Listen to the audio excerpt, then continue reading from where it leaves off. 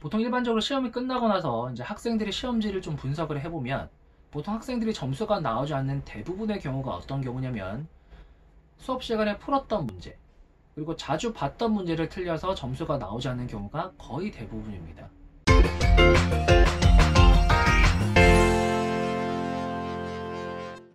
반갑습니다. 수학 공부의 본질 채널의 백코치입니다. 자, 이번 영상에서는 남은 중간고사 기간 동안 앞으로 무엇을 공부해야 될지에 대한 것들을 한번 이야기를 나누고자 합니다. 자, 보통 시험 기간이 되면 내가 담당하는 학생들이 보통 자주 하는 질문들이 이 문제집 다음에 앞으로 무엇을 풀어야 돼요? 혹은 심한 문제는 풀지 않아도 괜찮을까요? 같은 앞으로 무엇을 공부해야 되는지에 대한 것들을 자주 물어보는 것 같습니다. 사실 시험 기간이 되면 고민이 되는 게 너무 당연하죠.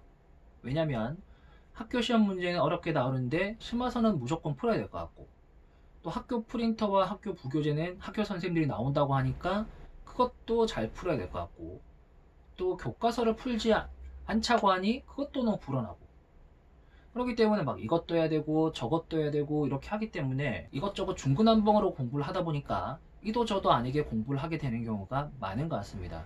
보통 일반적으로 시험이 끝나고 나서 이제 학생들이 시험지를 좀 분석을 해보면 보통 학생들이 점수가 나오지 않는 대부분의 경우가 어떤 경우냐면 수업 시간에 풀었던 문제 그리고 자주 봤던 문제를 틀려서 점수가 나오지 않는 경우가 거의 대부분입니다.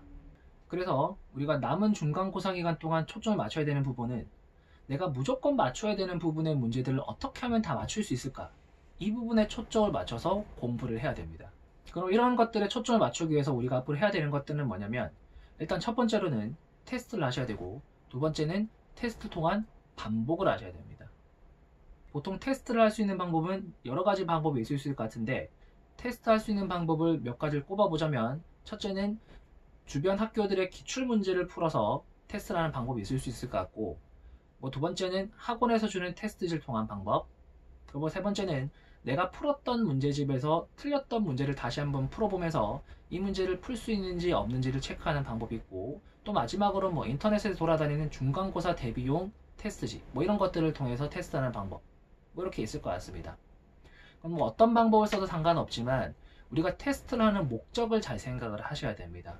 우리가 테스트하는 목적은 단순하게 앞으로 내 시험 성적이 얼마가 나올까를 가늠을 하는 것이 아니라 이 테스트를 통해서 내가 풀 수 있는 문제가 무엇인지 그리고 내가 자주 틀리는 문제가 무엇인지를 가려내는 것이 바로 테스트의 목적이라고 할 수 있습니다.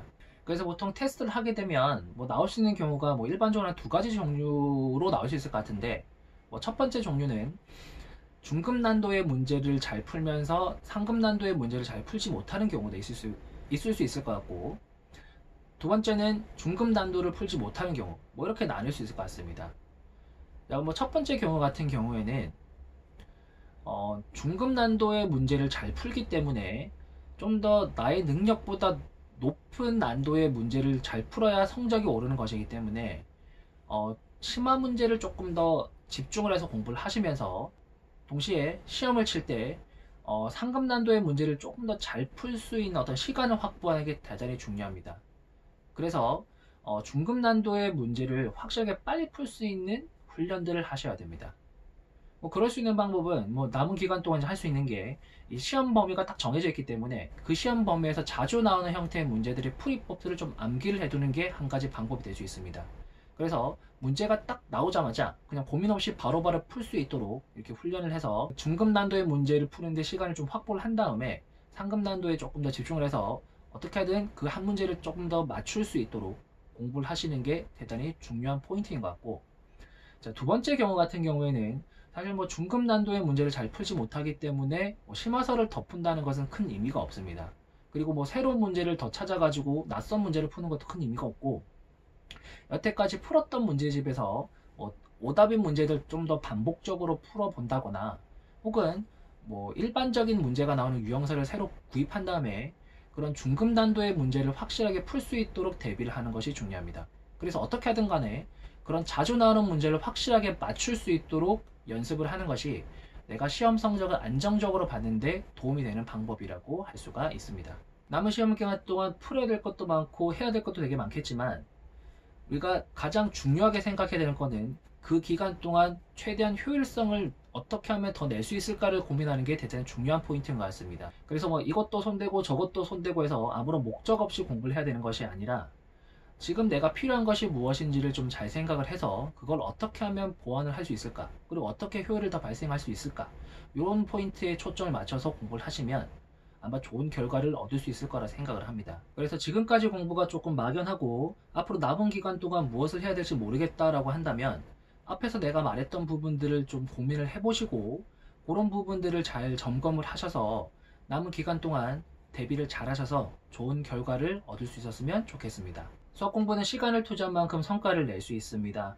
이 영상이 도움이 되었다면 수학 공부의 본질 채널을 구독해 주시고 수학 공부로 고민하는 친구가 있다면 이 영상을 널리 알려주세요. 여러분들이 공유해 주시면 수학 성적은 저 올려드리겠습니다. 감사합니다.